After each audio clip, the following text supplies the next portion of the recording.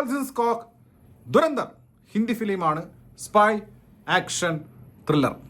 2019 ഉറി എന്ന് പറയുന്ന സിനിമയിലൂടെ ഡെബ്യൂട്ടൻ ആയിട്ട് വന്ന് ഡയറക്ടറായിട്ട് വന്നിട്ട് നാഷണൽ അവാർഡ് അടിച്ചെടുത്ത ആദിത്യ ദറാണ് ഡയറക്ടർ. അപ്പോൾ പുള്ളിയുടെ റേഞ്ച് ഉറി കണ്ടവർക്കറിയാം. അന്യ പടമാണ് ഉറി. ഇത്രയും കിടിലനായിട്ട് എടുത്തിട്ടുള്ള ഒരു ബോർഡർ ഫിലിം ഇല്ല എന്ന് തന്നെ പറയാം. അപ്പോൾ അദ്ദേഹം ചെയ്തിരിക്കുന്ന സിനിമയാണ്. 3.5 മണിക്കൂർ, എവളോ 3.5 മണിക്കൂർ ദൈർഘ്യമുണ്ട് ഈ സിനിമ എന്നുള്ളതാണ് ഈ സിനിമയുടെ ഒരു പ്രത്യേകത. 280 കോടി മുടക്കിയിട്ടാണ് എടുത്തിരിക്കുന്നത്. വൻ ടീമുകളാണ്, ജിയോ ഉൾപ്പെടെയുള്ള വൻ ടീമുകളാണ് ഇതിൻ്റെ പ്രൊഡക്ഷൻ എന്ന് പറയുന്നത്. ശാശ്വത് സച്ചിദേവാണ് ഇതിൻ്റെ ഒറിജിനൽ സ്കോർ ആൻഡ് മ്യൂസിക് ചെയ്തിരിക്കുന്നത്. പുള്ളിയും 2019 ഉറിയിൽ കൂടെ നാഷണൽ അവാർഡ് നേടിയിട്ടുള്ള ആളാണ്. കിട്ടലാൻ സ്കോർ എന്ന് പറഞ്ഞാൽ റെട്രോ പരിപാടി, നമ്മുടെ ലോകേഷൊക്കെ ചെയ്ത് വെക്കുന്ന പരിപാടിയില്ലേ, റെട്രോൻ്റെ ഏറും കളി. പക്ഷേ എനിക്ക് എല്ലാ റെട്രോവും അത് കമ്പൈൻ ചെയ്ത് ഭയങ്കരമായിട്ട് ഓക്കെ, ഭയങ്കരമായിട്ട് ഇഷ്ടപ്പെട്ടു. അപ്പോൾ പിന്നെ സോങ്സും കിട്ടലാൻ സോങ്സ്. മൊത്തത്തിൽ പടം ജിൽ എന്ന് പറഞ്ഞ് നിൽക്കുന്ന ഒരു പടമാണ്. 3.5 മണിക്കൂർ ഉണ്ടെങ്കിൽ എനിക്ക് അത് ഒട്ടും ബോറടിച്ചില്ല. എസ്പെഷ്യലി ഫസ്റ്റ് ഹാഫ് 2 മണിക്കൂർ പട്ടേന്ന് പറഞ്ഞ പടം പോകുന്നത്. സെക്കൻഡ് ഹാഫിലാണ് പിന്നെ എനിക്ക് കുറച്ച് second half and towards climax. എന്നിരുന്നാൽ കൂടെ 3.5 മണിക്കൂർ സാധാരണ ഒരുപാട് സിനിമകൾ കാണുന്നവരുള്ളത്. ഞാൻ സാധാരണ 2 മണിക്കൂറുള്ള സിനിമ, മലയാള സിനിമ ഉൾപ്പെടെ, മലയാള സിനിമകൾ കൂടുതൽ 2 മണിക്കൂർ, 2.5, 2.7 വരുന്നത്. അത് കണ്ടു തീർക്കാൻ പെടുന്ന പാടൻ്റെ പൊന്നോ. ഒന്ന് ഹാഫ് ടൈം ആയി കിട്ടിയിട്ടുണ്ടെങ്കിൽ ഒന്ന് എന്തെങ്കിലും ഒരു കോഫിയെ കുടിക്കാൻ വിചാരിച്ചിട്ട് ഇങ്ങനെ ഇരിക്കുക. പിന്നെ ഇത് കഴിഞ്ഞ് കിട്ടിക്കഴിഞ്ഞാൽ വീട്ടിൽ പോകുന്ന വിചാരിച്ചിട്ട് ഇത് സഹിച്ചിരുന്ന് കാണല. അപ്പോൾ അത് വെച്ച് നോക്കുമ്പോൾ ഇത് 3.5 മണിക്കൂർ എനിക്ക് വലിയ ടാസ്ക് ആയിട്ടൊന്നും ഫീൽ ചെയ്തിട്ടില്ല. പക്ഷേ ഇതൊരു ഒരു അസാധ്യ സിനിമ എന്ന് പറയാൻ പറ്റില്ല. പക്ഷേ ഈ സ്പൈ യൂണിവേഴ്സിൽ വരുന്ന തീട്ടപ്പടങ്ങളുണ്ടല്ലോ, ഏത് മറ്റേ യാഷ് ടീമിൻ്റെ ഒക്കെ അതുപോലുള്ള പിന്നെ പരിപാടിയല്ല ഇത്. ഇദ്ദേഹത്തിൻ്റെ ഈ ഉറി കണ്ടുള്ളവർക്കറിയാം. പവർ മേക്കിങ് എന്ന് പറഞ്ഞു കഴിഞ്ഞാൽ ഫസ്റ്റിലൊക്കെ ഇത് ബിൽഡ് ചെയ്ത് തന്ന രീതി, അവരിങ്ങനെ സീക്വൻഷ്യലായിട്ട് ഇങ്ങനെ ബിൽഡ് ചെയ്ത് വരും. ഇതിങ്ങനെ കുറേ ചാപ്റ്റേഴ്സായിട്ടാണ് ഇത് കാണിക്കുന്നത്. ചാപ്റ്റേഴ്സിൻ്റെ പേരൊക്കെ ഭയങ്കര രസമാണ്. Guns and roses, butterfly effect, et tu brute എന്നൊക്കെ പറഞ്ഞിട്ടുള്ള അങ്ങനത്തെ ഭയങ്കര, അതായത് ആ എപ്പിസോഡായിട്ട് റിലേറ്റഡ് ആയിട്ടുള്ള കണക്റ്റഡ് ആയിട്ടുള്ള ചാപ്റ്റേഴ്സ്, അതിൻ്റെ ക്യാപ്ഷൻസ്, ടൈറ്റിൽസ് അങ്ങനെ വരുന്നത്. പിന്നെ ഇതിൽ അഭിനയിച്ചിരിക്കുന്ന ആൾക്കാർ. അപ്പോൾ ഇത് സിനിമ ആരംഭിക്കുന്നത് തന്നെ 1999 മറ്റേ കണ്ടഹാർ, നിങ്ങൾക്കറിയാമല്ലോ, നമ്മുടെ ലളിതൻ അഭിനയിച്ചിട്ടുണ്ട് കണ്ടഹാറിലെ മറ്റേ ഫ്ലൈറ്റ് അയച്ചേക്ക്. അപ്പോൾ മാധവനാണെന്ന് ആദ്യം മനസ്സിലായില്ല. മാധവൻ ഈ സിനിമയിൽ ഉണ്ടെന്ന് എനിക്ക് ഓൾറെഡി അറിയായിരുന്നു, പക്ഷേ മാധവനാണെന്ന് മനസ്സിലായില്ല. കിട്ടില്ലൻ മേക്ക് ഓവർ. മാധവൻ ഒരു പിന്നെ ഐ ബി ഓഫീസറായിട്ട് ഗംഭീരമായിട്ടുള്ള പെർഫോമൻസാണ്. അതായത് ഭയങ്കര മനസ്സിലാവുന്നു, മാധവനാ മനസ്സിലാവാത്ത രീതിയിൽ. അപ്പോൾ പഴയ മാധവനെ ഓർമ്മ മിന്നലല്ലേ, പക്ഷേ അതുമായിട്ട് നോക്കുന്ന സമയത്ത് ഇത് ഏത് മാധവൻ അങ്ങനെ തോന്നിപ്പോവും. അപ്പോൾ കാണ്ഡഹാറിൽ തുടങ്ങി ഇതിങ്ങനെ ക്രൊണോളജിക്കലി ഇന്ത്യയിൽ ഉണ്ടായിട്ടുള്ള terrorist attacks 99 Kandahar, 2001 parliament attack, പിന്നെ നിങ്ങൾക്കറിയാം 11/26 നമ്മുടെ മുംബൈ CST താജ് അറ്റാക്ക്. അപ്പോൾ അങ്ങനെ ഓരോ ഇൻസിഡൻസ്, അത് ഒരു പാകിസ്ഥാനിൽ നിന്ന് അവരിങ്ങോട്ട് നോക്കിക്കാണുന്നതായിട്ടാണ് കംപ്ലീറ്റ്. ആ പെർസ്പെക്റ്റീവ് ഷിഫ്റ്റ് മനസ്സിലായോ? അതായത് നമ്മൾ സാധാരണ സിനിമകളിൽ കാണുന്നത് നമ്മളെ അറ്റാക്ക് ചെയ്യുന്ന നമ്മളിവിടെ നിന്ന് കാണുന്നു, അവരവിടെ നിന്ന് നമ്മളെ അറ്റാക്ക് ചെയ്യുന്ന അവരവിടെ നിന്ന് കാണുന്നു. അപ്പം കംപ്ലീറ്റ്ലി പാകിസ്ഥാൻ്റെ പെർസ്പെക്റ്റീവിൽ പാകിസ്ഥാനിൽ നിന്ന് കൊണ്ടിട്ടാണ് നമ്മളെ കാണിക്കുന്നത്. അവിടെ പാകിസ്ഥാനിൽ കൂടെയുള്ള ഒരു റൈഡാണ്. അപ്പോൾ അതിന് തന്നെ പാകിസ്ഥാനിൽ പോയി ഷൂട്ട് ചെയ്യാൻ പറ്റില്ല. ഇവർ ലഡാക്ക്, പഞ്ചാബ്, പിന്നെ ഓഫ് കോഴ്സ് മുംബൈ. അതിൽ തന്നെ ഈ പ്രൊഡക്ഷൻ ഡിസൈൻ കിട്ടും കേട്ടോ. കാരണം ശരിക്കും പാകിസ്ഥാനിൽ പോയ ഫീൽ കിട്ടുന്നുണ്ട് കംപ്ലീറ്റ്, ജൂനിയർ ആർട്ടിസ്റ്റുകൾ ഉൾപ്പെടെ. പിന്നെ ഇതിൽ ഞാൻ പറഞ്ഞല്ലോ അത്രയും കിട്ടലായിട്ടുള്ള ആക്ടേഴ്സ് ആണ് അഭിനയിച്ചിരിക്കുന്നത്. അപ്പോൾ എല്ലാവരുടെയും പെർഫോമൻസസൊക്കെ ഗംഭീരമാണ്. അപ്പോൾ രൺവീറിൻ്റെ പിന്നെ ഈ പറഞ്ഞ ബിഗിനിങ്ങിലെ സംഭവം കഴിഞ്ഞ് രൺവീറിൻ്റെ ഇൻട്രോ, പടം സ്പൈ ആണല്ലോ, അപ്പോൾ സ്വാഭാവികമായിട്ടും ഹീസ് ദ സ്പൈ. അപ്പം ബേസ്ഡ് ഓൺ ട്രൂ ഇവൻറ്റ്സ് എന്ന് അവർ പറയുകയും ചെയ്യുന്നുണ്ട്. അപ്പോൾ സ്വാഭാവികമായിട്ടും നടന്ന കാര്യങ്ങളായിരിക്കും. അങ്ങനെ സ്പൈ പോയി കാണും പാകിസ്ഥാനിൽ, ഇങ്ങനെയൊക്കെ സംഭവിച്ചു കാണും. ഇപ്പോൾ രൺവീറിൻ്റെ റേഞ്ച് അറിയാമല്ലോ, ആദ്യം മുതലാണത്. അദ്ദേഹം അല്ല, റിയൽ ലൈഫ് തന്നെ എക്സ്ട്രീംലി എക്സ്ട്രോവേർട്ടാണ്. സിനിമേനെ പുള്ളി അങ്ങനെ തെറിച്ച് നിൽക്കും രൺവീർ. അപ്പോൾ രൺവീർ സിംഗ്, പുള്ളിയുടെ റിയൽ ഹെയറാണ്, പുള്ളിയുടെ ബിയേർഡ്. അപ്പോൾ പുള്ളി സ്പൈ ആയിട്ട് പാകിസ്ഥാനിൽ കാര്യം പറ്റുന്നു, പിന്നെ നടക്കുന്ന സംഭവങ്ങളാണ്.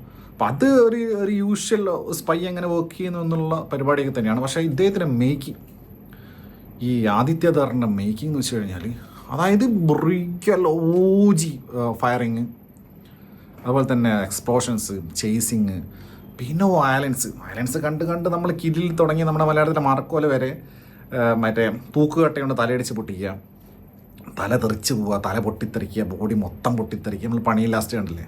പിന്നെ പല സിനിമകളിൽ അതിന് ശേഷം ഇങ്ങനെ കാണിച്ചുകൊണ്ടിരിക്കുന്നുണ്ട്. മൊത്തം ഇങ്ങനെ ഭയങ്കര വയലൻസാണ്.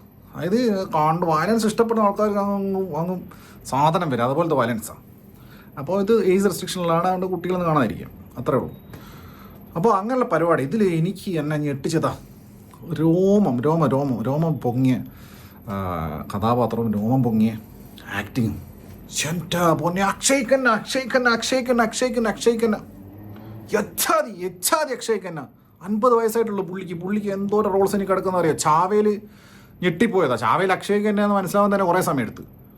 ഇദ്ദേഹത്തിൻ്റെ ഒരു ലുക്ക് എൻ്റെ പൊന്നെ കണ്ടിട്ട് ഇങ്ങനെ കണ്ടോണ്ടിരിക്കാൻ തോന്നുന്നു അക്ഷയ് ഖന്നേനെ.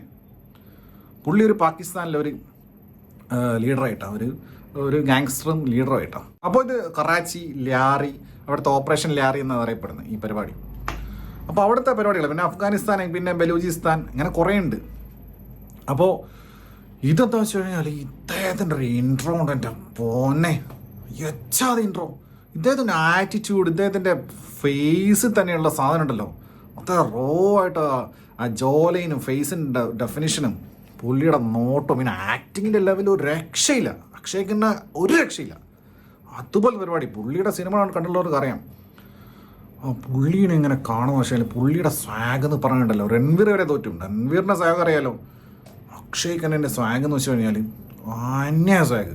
പ്രത്യേകിച്ച് ഇതിലെ സ്കോർ ഒരു രക്ഷയില്ല. പിന്നെ റാപ്പുണ്ട്, നമ്മൾ ഹനുമാൻ്റെ റാപ്പുണ്ട്, അതുപോലെ തന്നെ ഹനുമാൻ കൈണ്ട്, പിന്നെ ഒരു അറബിക് റാപ്പുണ്ട്, പിന്നെ റെട്രോ സോങ് കുറേ ഉണ്ട്. തുടക്കത്തിന് രൺവീറിൻ്റെ ഒരു ഫൈറ്റിനകത്ത് വരുന്ന റംബ ഹോയ് ഹോയ് ഹോയ് റംബ ഹോയ് അത് വരുന്നുണ്ട്. പിന്നെ മോണിക്കമൈ ഡാർലിംഗ് വരുന്നുണ്ട്. പിന്നെ ഹവ വരുന്നുണ്ട്. ഹവയിൽ സഞ്ജയ് ദത്ത് സഞ്ജു ബാബ. പുള്ളിയുടെ സ്ഥിരം പരിപാടി തന്നെ, പുള്ളിയുടെ സീൻ പ്രസൻസും ലുക്കും പരിപാടി അറിയാലോ. പിന്നെ ഇതിൽ കുറേ കസ് വേർഡ്സ്, പിന്നെ കോമഡിക്കകത്ത് തന്നെ തോന്നിയസം പറയാം, ഭയങ്കരമായിട്ട് തോന്നിയസം പറയുന്നുണ്ട്. അത് സിനിമ ഒരു ഭയങ്കര റോ ആയിട്ടുള്ള സിനിമയാണ്. സാറാ അർജുൻ ചെയ്ത കഥാപാത്രം. അവരെ ഇതിൽ 19 years ഓൾഡ് ഒരു പെൺകുട്ടിയായിട്ട് തന്നെയാണ് കാണിക്കുന്നത്, പാകിസ്ഥാനിയാണ്. അപ്പോൾ അവരെ കണ്ട് മലയാളം തോന്നുന്നില്ല. അതിൽ കോസ്റ്റ്യൂംസിലും അതുപോലെ തന്നെ മേക്കപ്പിലൊക്കെ അത് പിടിച്ചിട്ടുണ്ട്. പക്ഷേ ഈ രൺവീറായിട്ടുള്ള കെമിസ്ട്രി തീരെ വർക്കാവുന്നില്ല. ഓൾറെഡി ഇതിൽ സ്റ്റോറി ഡിമാൻഡ് ചെയ്യുന്നത് തന്നെ ഇദ്ദേഹം ഒരു 30 to 34 years ഓൾഡാണ് രൺവീറിൻ്റെ കഥാപാത്രം. പിന്നെ ഹംസ എന്ന പേര്. അപ്പോൾ ഹംസയും ഈ സാറ ആയിട്ടുള്ള കോമ്പിനേഷൻ സീൻസ് എന്ന് വെച്ചാൽ ഭയങ്കര ഒരു ക്രിഞ്ച് പോലെ ഫീൽ ചെയ്യാം. ഇപ്പോൾ റിയൽ ലൈഫിൽ അങ്ങനെ സംഭവിക്കുന്നുണ്ടാവും. വളരെ പ്രായം കുറഞ്ഞ ആൾക്കാർ പ്രണയത്തിന് പ്രായമില്ല, മറ്റേതില്ല, മറിച്ചില്ല നമ്മൾ പറയുമല്ലോ. അപ്പോൾ അങ്ങനെ സംഭവിച്ചാണ്, ഒരു ഇൻഫാക്ച്വേഷൻ അങ്ങനെ സംഭവിച്ചായിരിക്കാം ഈ കുട്ടിക്ക്. പക്ഷെ അതിൻ്റെ പിന്നിൽ കുറേ ബാക്ക് സ്റ്റോറീസും കാര്യങ്ങളൊക്കെ ഉണ്ട്. സിനിമ കണ്ടാലും മനസ്സിലുള്ളൂ, ജസ്റ്റിഫൈ ചെയ്യാവുന്നതാണ്. പക്ഷെ എന്നാലും കെമിസ്ട്രി ഇതിലെ വർക്കായാലും പിന്നെ ഭയങ്കര ക്രിഞ്ചായിരുന്നു. എസ്പെഷ്യലി ഇതിൽ ഒരു ബൂക്കറേ ചോറ് വാരി കൊടുക്കുന്ന സീനൊക്കെ ഉണ്ട്. വായിന്ന് ചോരയൊക്കെ വലിച്ച് അങ്ങനെ ഇരിക്കുമ്പോൾ ചോറ് കഴിക്കുക, അങ്ങനെ അങ്ങനത്തെ ഒരു സീന് മുൻപും ഉണ്ട്. ഇയാൾക്ക് എപ്പോഴും വിശപ്പാണ് രൺവീർ. അപ്പോൾ അങ്ങനെ കുറേ സീൻസ്, പിന്നെ കുറച്ച് ലവ് സീൻസ് ഓവറാക്കി ചളാക്കിയിട്ടില്ല.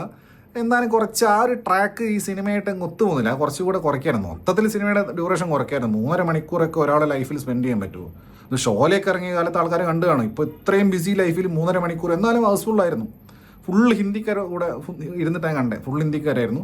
അപ്പോൾ അതുകൊണ്ട് അവർ നന്നായിട്ട് വൈബ് ചെയ്യുന്നുണ്ടായിരുന്നു, അവർ വയലൻസ് ആസ്വദിക്കുന്നുണ്ടായിരുന്നു, അവർ സ്വാഗ് ആസ്വദിക്കുന്നുണ്ടായിരുന്നു, അവർ മൊത്തം ത്രില്ലിംഗ് ആയിരുന്നു, ഭയങ്കരമായിട്ട് ആസ്വദിക്കുന്നുണ്ടായിരുന്നു. ഞാനും ആസ്വദിച്ചിട്ടാണ് കണ്ടിട്ടുള്ളത്. അപ്പോൾ ഇതാണ്. പിന്നെ രാകേഷ് ബേഡി ചെയ്ത ഒരു കഥാപാത്രം, പുള്ളി ഒരു സ്ഥിരം ഉണ്ടാവില്ല, ഒരു കോമിക്കൽ വില്ലനായിട്ടുള്ള ഒരു കഥാപാത്രം പുള്ളി ത്രൂ ഔട്ടുണ്ട്. അങ്ങനെ ഇത്രയൊക്കെ ആൾക്കാരാണ് ഇതിനകത്തുള്ളത്. പിന്നെ ഇതിലെ പൊളിറ്റിക്സ് പറയുകയാണെങ്കിൽ ഞാൻ പറഞ്ഞില്ല, ഈ പാകിസ്ഥാൻ എന്ന് അവർ കാണിക്കുന്ന കാര്യം അവരുടെ പെർസ്പെക്റ്റീവിൽ കാണിക്കുക. അപ്പം അവിടെ പാകിസ്ഥാനിൽ ഇന്റേണൽ കോൺഫ്ലിക്ട്സ്, ഇന്റേണൽ പൊളിറ്റിക്സ് ഒക്കെ ഉണ്ട്, അതൊക്കെ ഇതിൽ കാണിക്കുന്നത്. അറ്റ് ദ സെയിം ടൈം ഇന്ത്യയെ അറ്റാക്ക് ചെയ്യുന്ന സമയത്ത് ഇവരെ കൊന്നാന്നുള്ള ഇതിൽ കാണിക്കുന്നത്. ഇതിലെ എല്ലാ കഥാപാത്രങ്ങളും ഇതിൽ അർജുൻ രാംപാലിനെ പറയാൻ പറ്റും. അർജുൻ രാംപാൽ IS-ന്റെ തലവനായിട്ട്. അപ്പോൾ പുള്ളിയും ഈ അക്ഷയ് ഖന്നയുടെ കഥാപാത്രമൊക്കെ കോൺഫ്ലിക്റ്റ് ഉണ്ടാവുന്നുണ്ട്. വേറെ നേരത്തെ പറഞ്ഞ രാകേഷ് ബേഡിയുടെ കഥാപാത്രം കോൺഫ്ലിക്റ്റ് ഉണ്ടാവുന്നുണ്ട്. പക്ഷേ ഇന്ത്യ അറ്റാക്ക് ചെയ്യുന്ന സമയത്ത്, ടെററിസ്റ്റ് അറ്റാക്സ് നടത്തുന്ന സമയത്ത് ഇവരൊക്കെ ഇരുന്നിട്ട് ബോലോ തക്ബീർ വിളിക്കുകയാണ്. അപ്പോൾ അതാണ് കാണിക്കുന്നത്. അപ്പോൾ ആ ഇന്ത്യൻ കോൺഫ്ലിക്ട്സ് ഇതിൽ IS, ജെയ്ഷെ മുഹമ്മദ്, പിന്നെ ഇങ്ങനെ കുറേ സംഘങ്ങളിൽ പറയുന്നത്. IS തന്നെ ബലൂച്ചിയിലുള്ള കുട്ടികളെ വിഷം കൊടുത്ത് കൊല്ലുന്നത്, അവിടെ മുസ്ലിംസ് ഇടയിൽ തന്നെയുള്ള കോൺഫ്ലിക്ട്സും, അവർ മുസ്ലിംസിനെ ആക്രമിക്കുന്നത്, കുറേയൊക്കെ 3.5 മണിക്കൂറിൽ എല്ലാം കാണിക്കല്ലോ. അപ്പോൾ അതൊക്കെ ഇങ്ങനെ കാണിച്ചു പോകുന്നുണ്ട്. പിന്നെ ഇതിലെനിക്ക് ഓവറായിട്ട് രാജ്യസ്നേഹം, സ്ഥിരം കൊടി പിടിച്ച് വന്ദേ മാതരം വിളിക്കുക, അങ്ങനത്തെ പരിപാടി അധികം ഉണ്ടായിട്ടില്ല. ഇതിൽ ക്യാരക്ടർ ഡ്രിവണായിട്ട് ഈ രൺവീറിൻ്റെ ക്യാരക്ടർ ചെയ്യുന്ന പരിപാടികളും അതിൻ്റെ പിന്നെ ഫലമായിട്ടുണ്ടാവുന്ന കുറേ സാധനങ്ങൾ. അവസാനമൊക്കെ ഭീകര ഫൈറ്റുകളും പരിപാടികളൊക്കെയാണ്. അങ്ങനെ ലാസ്റ്റ് ഒരു 45 മിനിറ്റ്സ് കണ്ടിന്യൂസ് ഫൈറ്റാണ്. പക്ഷെ അതൊക്കെ ഒരു ടിപ്പിക്കൽ സിനിമാറ്റിക് രീതിയിലേക്ക് അവസാനം വരുന്നുണ്ട്. എന്തായി കഴിഞ്ഞാൽ 3.5 മണിക്കൂർ എനിക്ക് പ്രത്യേകിച്ച് അങ്ങനെ ബുദ്ധിമുട്ടും മടുപ്പും എന്നുള്ളതായി തോന്നിയിട്ടില്ല. എസ്പെഷ്യലി ഇതിൻ്റെ മേക്കിങ്ങും പെർഫോമൻസസും പിന്നെ കിട്ടില്ല സ്കോറും പട്ടേ പറഞ്ഞുള്ള സീൻ ബൈ സീനുള്ള പോക്കും എക്സെപ്റ്റ് മറ്റേ സാറയുടെ സീൻസ് ഒഴികെ നല്ല രീതിക്കാണ് പടം പോയിട്ടുള്ളത്. അപ്പം 3.5 മണിക്കൂർ ലൈഫിൽ സ്പെൻഡ് ചെയ്യുന്ന ആളുകൾക്ക് പരിപാടി നടക്കുള്ളൂ. 3.5 മണിക്കൂറാണെങ്കിൽ അതിൻ്റെ കൂടെ നമ്മൾ പുറപ്പെട്ട് തിരിച്ചെത്തുന്ന സമയം കൂടെ കണക്കാക്കണം. അപ്പോൾ ഒരു ഹാഫ് ഡേ ലൈഫിൽ നിന്ന് മാറ്റി വെക്കാനുണ്ടെങ്കിൽ മാത്രം കാണാവുന്നൊരു സിനിമയാണ്. ഇതിൻ്റെ സെക്കൻഡ് പാർട്ട് വരുന്നുണ്ട്. അതായത് ഇങ്ങനെ കുറേ ചാപ്റ്റേഴ്സും പറഞ്ഞല്ലോ. അപ്പോൾ ഇതിൽ അവർ നമ്മളടിക്കുന്ന ഫുള്ള് കാണിക്കുന്നത് പാകിസ്ഥാൻ നമ്മളടിക്കുന്ന. അപ്പോൾ ഇത് റിവെഞ്ച്. അതായത് ഈ അപ്പോഴത്തേക്കും ഭരണം മാറി. അപ്പോൾ ഇനി വരാൻ പോകുന്നത് തിരിച്ചടി. അതായത് ഇന്ത്യ മാറി, ഇന്ത്യയുടെ ഭരണം മാറി എന്ന് പറഞ്ഞിട്ടുള്ള രീതിക്കുള്ള അവിടെ നിർത്തുന്നത്. അപ്പോൾ ഇനി സ്ഥിരം അങ്ങോട്ട് കൊടുക്കണ പരിപാടികളാണ് ഇനി കാണിക്കാൻ പോകുന്നത്. അതൊക്കെ എന്തായാലും ഓടും. ഇതേപോലത്തെ മേക്കിങ്ങും പരിപാടിയും സ്കോറും പിന്നെ ഗംഭീര കാസ്റ്റിംഗ് ആണല്ലോ. ഇതിൽ കൂടെ തന്നെ പോവുകയാണെങ്കിൽ സെക്കൻഡ് പാർട്ട് അല്ലെങ്കിൽ sequel also will be fine.